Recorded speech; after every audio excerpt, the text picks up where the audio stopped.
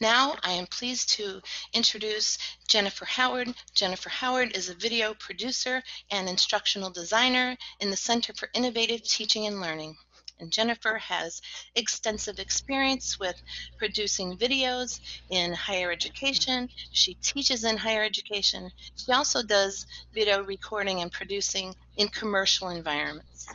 And in her role at the Center for Innovative Teaching and Learning, Jennifer supports faculty using all different types of video in their classes. She also provides instructional design support. Please join me in welcoming Jennifer Howard to share her insights on planning and those key aspects of pre-production that are so important for creating successful videos. Please share an emoji in the chat. And now it's time for Jennifer. Go ahead, Jennifer. Well, good morning, everybody. I hope everyone had a lovely morning so far, especially if you got a chance to see Dr. Michael Wesch's presentation this morning. He was fantastic. I love hearing from people like that because, you know, in those times when we get a little bogged down with a lot of stuff going on, hearing from people who are still passionate about what they do really makes an impact on what we're doing here. So, and I see quite a lot of faculty that I've worked with in the last few months, so thank you, so welcome. All right, so I'm going to jump into my presentation now. So let us go here. And all right, so let me turn my camera off so we don't. Okay, so today's presentation is about simple plans for maximum impact. We're going to basically, you know, don't be afraid. But we're just going to start off some nice and easy ways to start doing some videos. Hopefully at the end of this presentation, you will be able to identify and describe the 3 phases of media production. You will be able to identify your audience and decide what type of instructional video is most appropriate, and apply best practices to work effectively and efficiently creating your media. That really is where we want to get going on this. And if you listen to Michael, what do you mean can't hear anything? Does everyone else hear me? I just want to make sure. Okay. Okay, all right, just making sure. All right, so Michael this morning, okay, thank you. Michael this morning was, like I said, very inspirational, but I also love that his honesty about, you know, when he first got involved in media, that it was a little frightening. So that's what we're here for. We're gonna kind of help you just ease into this now. Okay, so 3 phases of production. So there are basically 3 main phases. We have pre-production, which to me is the key. The first phase is arguably the most critical phase to some people. Why is that? Because this is really where all the planning takes place and the critical decisions are being made in order to create a clear vision for your video. The next phase is production. To me, this is where the fun happens. This is where you're actually recording items. I don't really like recording myself, let's be honest, but I actually like the production part of it. You know, maybe getting out on location, or you know, that's where you start seeing that your vision of the video starts taking place when you start recording it. And the third phase is post-production, and this is really where you're going to be assembling your footage and adding any finishing touches. And if there are any mistakes, you get to fix them, and then you are going to make a useful video that will just, you know, knock the socks off of your students. So. The first thing you need to do is you need to think about developing high-level goals. The first question, no matter what we're talking about in any video, the first question I have people ask is, who is your audience? The reason you ask this is that because everybody, even though it may be a biology class that you've taught how many different times, depending on the situation they're in or what's going on, you really need to understand where they're at. You want to understand some more context of who what level course is this? What do they already know? What are they struggling with right now? What is it that you really want to hone in and figure out how to support your students the best way? Once you identify your audience, you can create learning objectives for your video. What do you want your students to know? What do you want them to be able to do? After watching the video, you will understand the life cycle of a frog. maybe that's really where your purpose is going to be. You just really want them to understand that. And then basically you want to know what your core message and your concept is. Hone in on that. A lot of times that we try to put too much information in a video, and it just, we lose the initial message. And a lot of what we're trying to advocate here is doing short-term videos.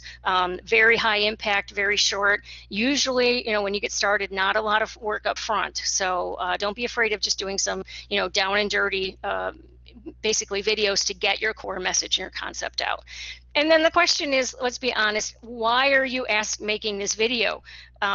Because make sure you really want to do it. It is make sure your content is best served by creating a video.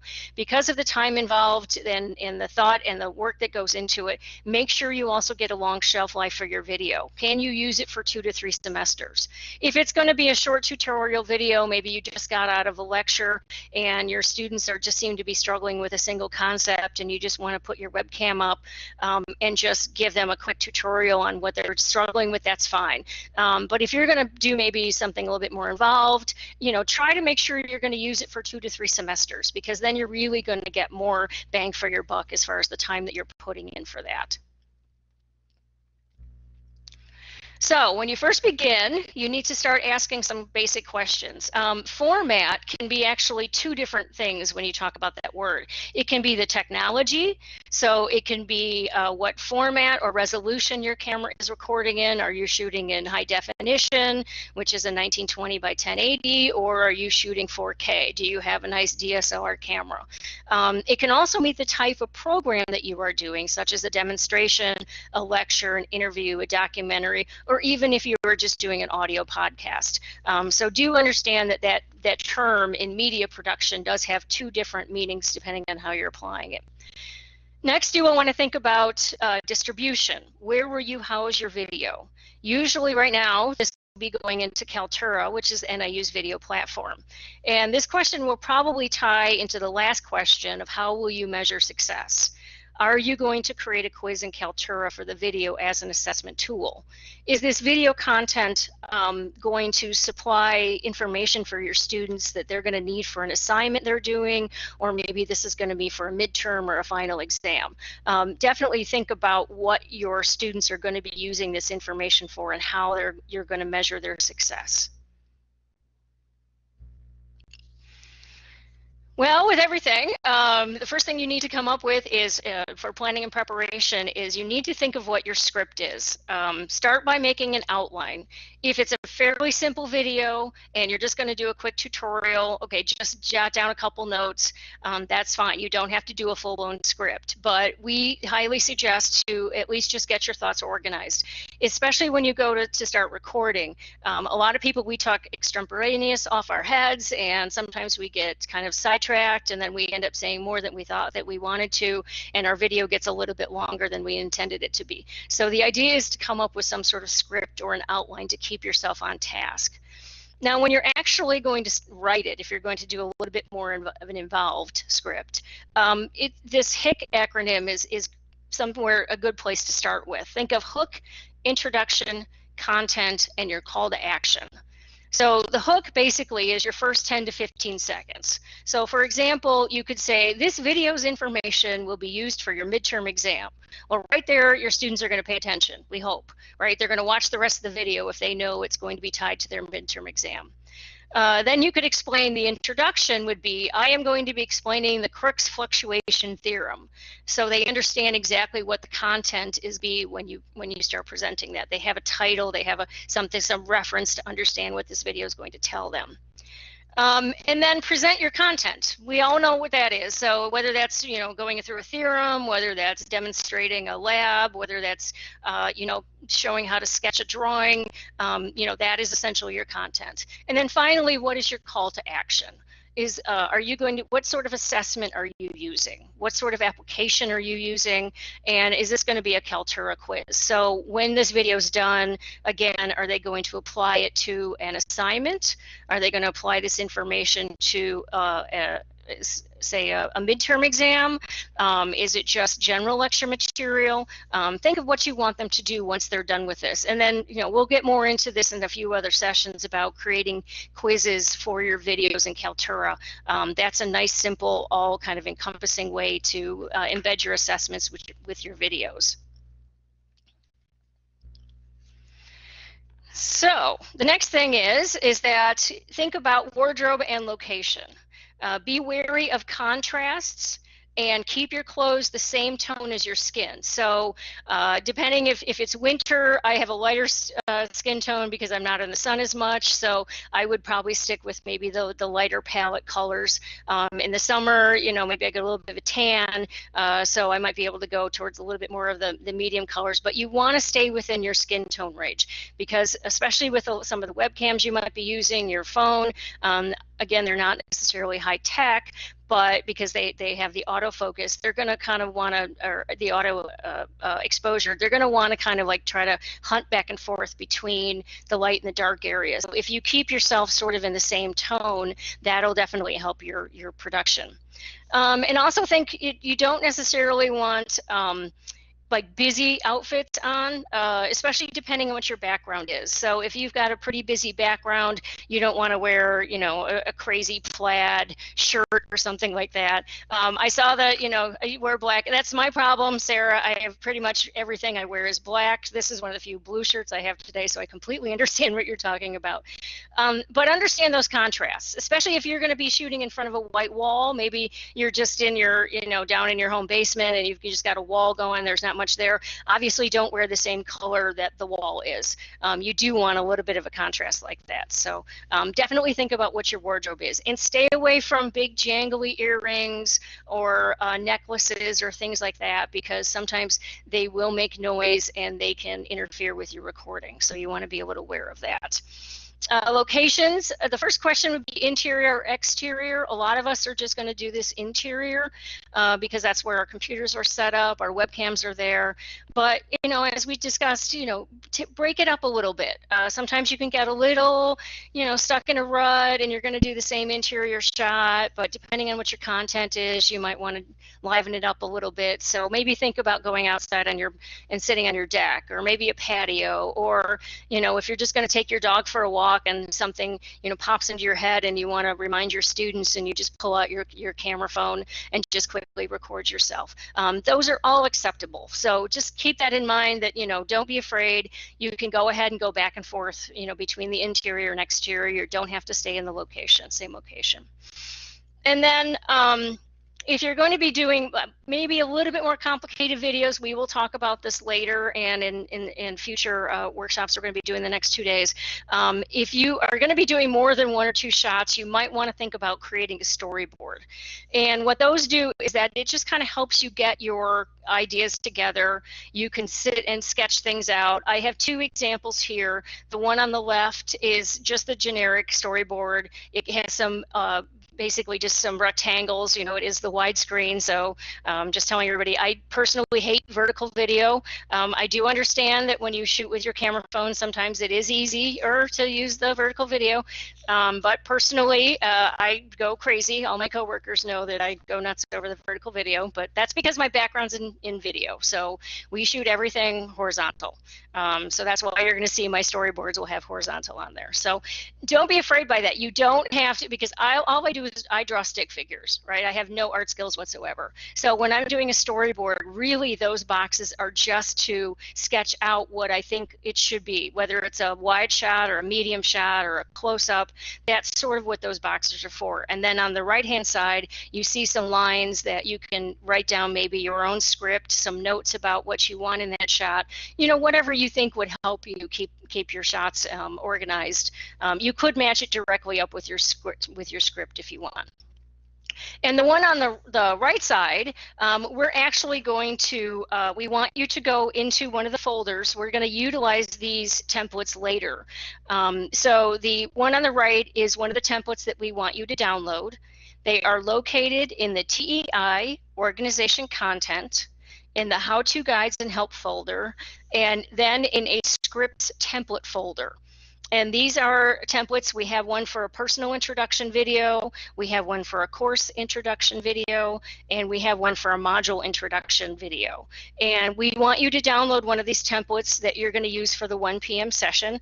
And I will remind you again later at the end of this session to where those are located and where you can go and get them and download them. So as we move on. So we made our outline of our script, and we've chosen our wardrobe and our location, and now it's time to record. So again, this is to me the fun part. The idea is, remember to be efficient in your message. That's why you want to just jot a few notes down just to make sure you stay on target.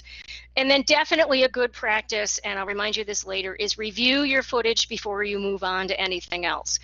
So often, sometimes maybe the shot wasn't working, maybe your audio wasn't working, maybe the wind noise was too much, maybe it didn't bother you, but you didn't realize that there was a giant truck driving behind you. So just before you walk away and you think everything's fine, look back at that video to make sure it is exactly what you want it to be. And then finally, we've talked about this as far as what your post-production is going to be. For most of the simple videos, it really will just be uploading it from your phone or your computer into Kaltura and then embedding the link into your course. And then we will have more about Kaltura in today's 3 p.m. session about simple edits to enhance video. So a few best practices or reminders. Remember, if your video is going to teach exactly what you want it to teach. Again, stay focused, don't get off on tangents. Sometimes we know too much information. I have that problem sometimes when I teach basic video. My co-workers had to see a original presentation that was something like 36 slides out of this one, and now we're down to 22, so it's better. But sometimes you know way too much, and you want your students to know as much as you do. Well, the idea is we really need to keep the video focused, because we've heard different statistics that say, keep them short. You want a 2 to 3 minute video. Pretty much after about the 4 to 7 minute, they start dropping off. And so that's why you really want to keep targeted on that. Get to the point, keep it short. Again, I'm going to remind you about your outline or your script. Definitely do those, especially just an outline, just to keep yourself on target. Goes back to the other 2 points. Interior and exterior, once you decide on your location, block out the location of your camera, do a test recording, make sure it's okay, look at your background. I'm one of those people that I have a tendency, if somebody has a lot of books behind them, which I think is fantastic, sometimes I start reading the titles of the books because I'm curious as to what they have back there. So I would be just a little, little hesitant on putting too much stuff behind you. Not saying don't have you don't want a blank wall, because that's not exciting either, but just kind of keep that in mind. And then set up your camera and do a test record. Make sure you're happy with what's going on back there and your shot's okay. Thank you, Natalie. I see, at least I feel validated on that. And then definitely, this is the thing that scares people, and I think Michael Wesch, if you listened to him this morning, pretty much said you're going to overestimate your time. If you think you have a 3-minute segment that you're going to record and you're like, oh, it's only going to take me 3, maybe 5 minutes, not really. I would double that time, because chances are good, as soon as because I do this all the time, as soon as you hit that record button, the first word that comes out of your mouth is not what you think it's going to be. So you have to then go to take 2. So I would at least, and my personal thing is that I try to get 3 good takes, what I think are 3 good takes, and then that's it. After that, I'm done. I think a lot of people, once you start doing too many takes, you sort of psych yourself out a little bit, and it gets a little bit more difficult to try to get it through there. So, if it just doesn't seem to be working, don't force yourself to do it. Especially like what Michael reinforced this morning, just relax. Most of us are uncomfortable in front of cameras, and you just gotta kind of let it go. But definitely, if you think it's only going to take an hour, you might want to just block out an hour and a half or 2 just to be on the safe side. And that just leaves you extra time. You don't want to rush. You don't want to, start psyching yourself out thinking, oh, I only have 10 more minutes. I've got to get this take and it's not working. So I definitely make sure you leave enough time for that. Okay, so this is the point in our presentation that we're just going to have some short breakout groups, and we think we have this worked out fine. I think there's 6 groups we have total. So these are the questions that we're going to talk about, and these breakout groups will probably be about 5 to 7 minutes depending on how the conversations go. So my colleague Dan Cabrera is going to break us up into groups right now, and we're hoping, we think, that these questions will go into our breakout group, so you don't have to quick write them down or memorize them or anything. So, all right, I'm going to turn this over to Dan right now and have him put us in the breakout groups. All right, everyone, ready to go. I have to say first and foremost in that. Oh, we're going back. Over. Yeah. Received great comments from Here my we students at the end of class. That was a great breakout session. Hi, everybody. I'm glad that we had fun. That makes me happy. The organizers, I think one of the groups didn't have its moderator. Oh, okay. Oh. Was it a free-for-all? Which group was that? I just got put back into the group, main group. I don't know what our group number was, unfortunately. Okay. I'm in group 6. I think we were group 2. We didn't seem to have a moderator. It would have been a nice thing. Yeah, no, I thought I put in one of my colleagues in there, Megan. So maybe not. In group Sorry, 6. I had connectivity issues, so sorry about that. Oh, okay. All right. Okay.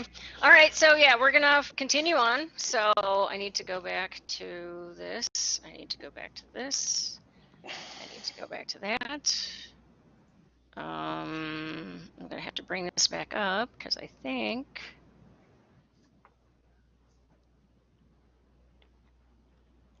Where did they go? Okay. Oops. And oops, hang on, I gotta go back. Love technology. All right, we're here. All right, so here's part 2. Feeling adventurous. The slightly more complex plans for maximum impact. So if you want to get a little bit more, maybe thinking, like, okay, I just don't want to do the same webcam video I've been doing and stuff like that. You want to get a little bit more involved. You're going to have to do a little bit more work. I know you're not surprised by that, but that's what we're going to talk about now. Here's a few other things you need to keep in mind as you move into the next level of what your video is going to be. So there will be additional pre-production. As I've stressed before, pre-production is the most important critical part of any video. As we all know, if you don't have a good plan with anything, then whatever you're trying to execute will not work well. So you really need to put some effort into this. So with the additional pre-production, you will include determining the length of the video and your script. So if you say, I have a lot of content, this is rather complex, I want to make sure I keep it within 5 to 7 minutes. So maybe you want to do a 5-minute virtual tour of a prairie restoration. Or maybe you're thinking a series of 3-minute interviews with leaders in your discipline. So you want to think about strategically how long these videos are going to be. Again, keep in mind, even though your content's fantastic, sometimes if you get past a certain point, sometimes you might lose them. So you want to stay focused on that. Write and revise your script. Same thing, I mean, we've all done papers before. The first draft is usually pretty rough. We've got to do a couple different iterations of our script. So make sure you go back and write and revise it. Make sure it's targeting what you want it to say, and take out any extraneous information that you don't need. And then if you need to, after you've been into it, because this happens quite often, you may have to adapt your objectives. I've done that when I think the video is going to be one thing, and then you get into it and you realize, I wanted to add this, or maybe I don't need this information, or maybe it's kind of morphing a little bit more into something different. Make sure you adapt your objectives to make sure they still match up. And then if your script is going to be kind of complicated, you might want to do a script breakdown. And this means you're going to group like items together. The thing is that especially if you figure out feature films, they don't shoot in sequential order. Movies and most videos are not shot in sequential order. So for an example, you may want to do an interview with a laboratory worker, but you want to do an introduction segment and then a concluding segment from outside of their laboratory. So you can go ahead and you can shoot them at the same time, not record the intro, and then go inside, record the interview, and come back out and record the conclusion, but that's a little clunky. So we usually suggest to just record your introduction and your conclusion in the same spot at the same time. And then you can go in and do your interviews, and then you can come back out, and then you're all set to go. It's a much more efficient way of working, and then that way you know you have everything you need in one location. And again, if you're going to start doing some complex videos, you may want to think of a shot list. This is an organized way to keep the different shots that you have in here. This is basically from a film, so that's why you're going to see a little bit more information than what you would probably write in there. It has the shot listing basically in a certain order, 1, 2, and 3. That's not necessarily the order that they would be in the video. It depends on how you want to do. Whatever works for you and how you want to number them, that's fine. It's definitely the location. Are they going to be an interior or exterior? You may want to do a segment that's going to be inside and outside, so you want to make sure you identify that. What type of shot is it? These have a lot of little acronyms here, sort of. So we have an extreme, medium shot, medium close-up. Think about that. So do you want like a close-up of you? Do you want to be standing out in the field? If you're doing that prairie restoration, you might want a wide shot of the field first, and then we come to a close-up of you. Camera angle may not be that important. You can have some fun with it though. Keep in mind that does change the sort of the feeling of what the video in the shot is, because it does have a lot of power in it as what angle you're using. Mostly if there's camera movement, you probably won't be doing too much, but some of this is a lot handheld. And then if you have a shot description, it's just a good idea to give a little bit more information, so what you think the shot's going to look like. And so this is a good point to just kind of give a little reminder about copyright. If you're going to do a little bit more complex video, you may be looking for some images, you might be looking for some music. Be aware of copyright. We all are protective of our own intellectual property, and artists and writers are the same. We know this. So I would probably make sure you can get access to it, get permission from it, or there's Creative Commons. There's plenty of sort of shareware places out there, open access databases. I know some of the big larger museums have putting some of their photo collections online now, so make sure you double check that kind of stuff. And then my favorite, make a list. I am the queen of lists. So when you get into more complex video productions, you're going to want to make sure you have a list of equipment you're going to need, whether it's your camera, might be your laptop, might be your webcam, might be your phone. Do you have lighting? Did you purchase a ring light? Are you just going to use like existing light?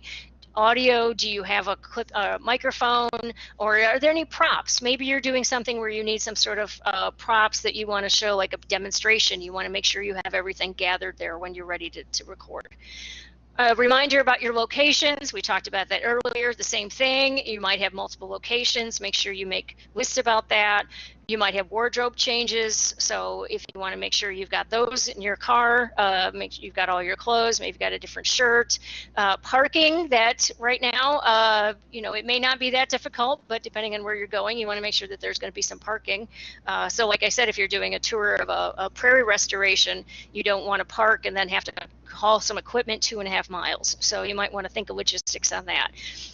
Quite often a bathroom is very important, so just keep in mind with that. And definitely if you're shooting outdoors, the weather is a factor. I am not kidding when I tell you I have 7 weather apps on my phone because I'm a big giant weather geek. So I would suggest to make sure you check out the weather before you go anywhere, especially with sometimes being up here in the Midwest. The weather can change on a dime, literally, especially, in summertime. So you want to make sure that, if you got an hour commute to get where you want to go, that it's not going to start raining as soon as you pull in the parking lot.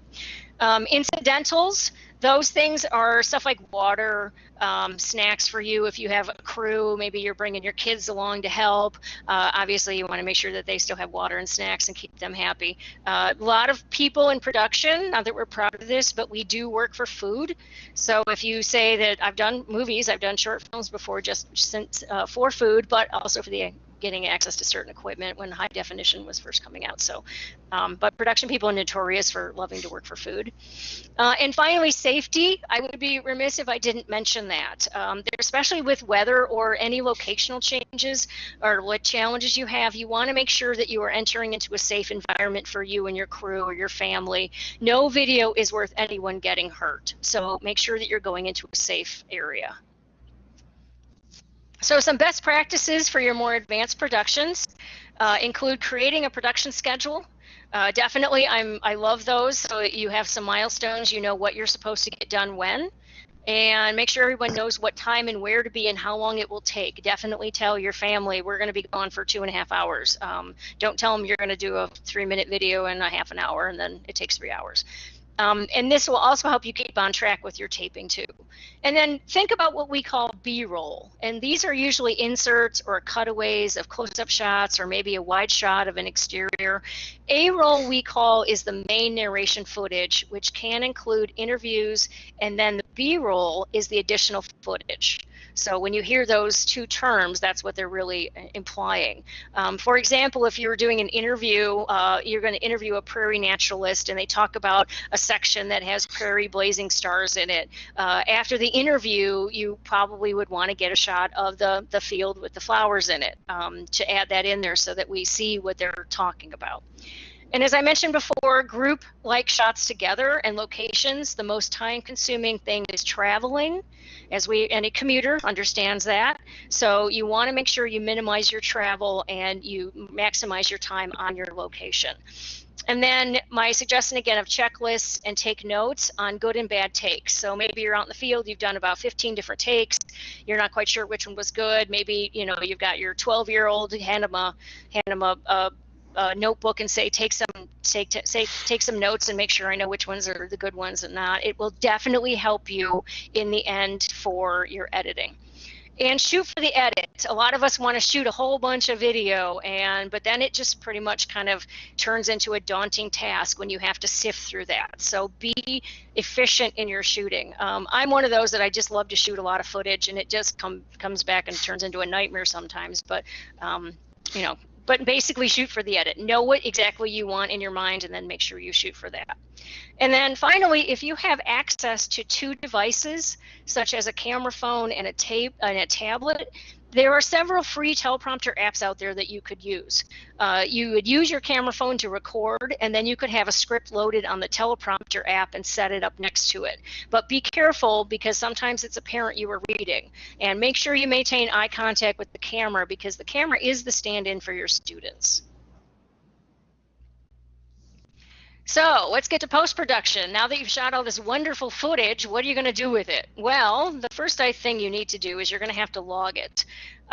So you're going to have to basically, hopefully you took some decent notes and so you have an idea of what footage you have, but really logging is taking an inventory of what footage you have. If you kept good notes during the taping, this part really should go pretty quickly.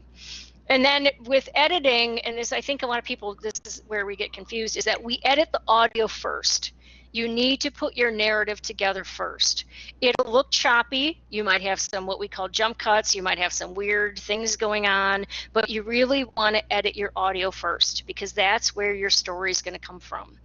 And then when you put your audio, fix any narrative gaps. If there's anything missing, maybe you've got a sequence of steps that you had to do when there was something missing, but you need to quickly reshoot it so you can drop it in there. That's where you're going to see, does my video make sense?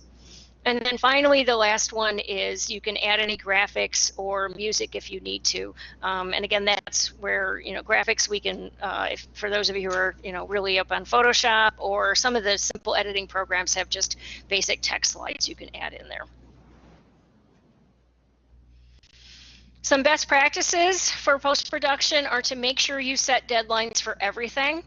You can get wrapped up in the editing and try to fix every little thing. I'm one of those. The sad part is, this is a good and a bad thing, is that quite often your audience is not going to see the same thing you see. They may not pick up on the things that are driving you crazy. So there is a point that you have to just kind of let go of it and say, it does what it's supposed to. My students are going to love this. Don't sit there and nitpick it, because you will make yourself insane. And you have to make sure you have deadlines, and that's what the deadline is going to do, is to make sure you put that pressure on you and go, at this date, I am done with the video. We're good to go. And then for a series of videos, you can use the same narrator for consistency. Again, the same graphic styles and music. You want to try to keep that consistency if you're doing a series of them. Definitely take breaks if you're out in production, or if you're in pre-production or even post-production, especially with editing. Take breaks. Walk away from it. It really does help the editing process and the creative process if you walk away from it and clear your head. And then have somebody view your rough cuts to make sure that what you're trying to say really is getting out there. Sometimes I do that. I understand my content too well, and so I automatically, whether I know it or not, fill in the blanks. And so it made sense to me, but when I show it to other people, that may not be the same.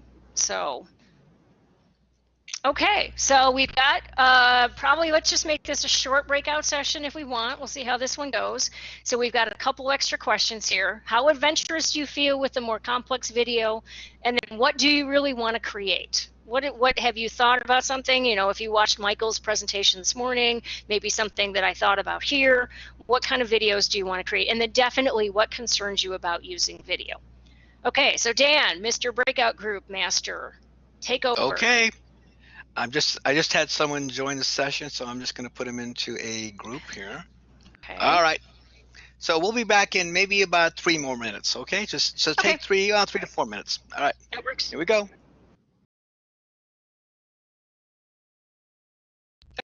Teacher, you know. Well, we're returning to the main room. I see that. No, you have a great point. Yeah, no, that's a great point, because I mean, there is quite a lot of information we're giving, and we don't necessarily want you to think that we're tossing you into the deep end of the pool right off the bat. So, but I mean, and that's it. I mean, everybody has been sort of just thrust into this world of technology, whether you were ready or not.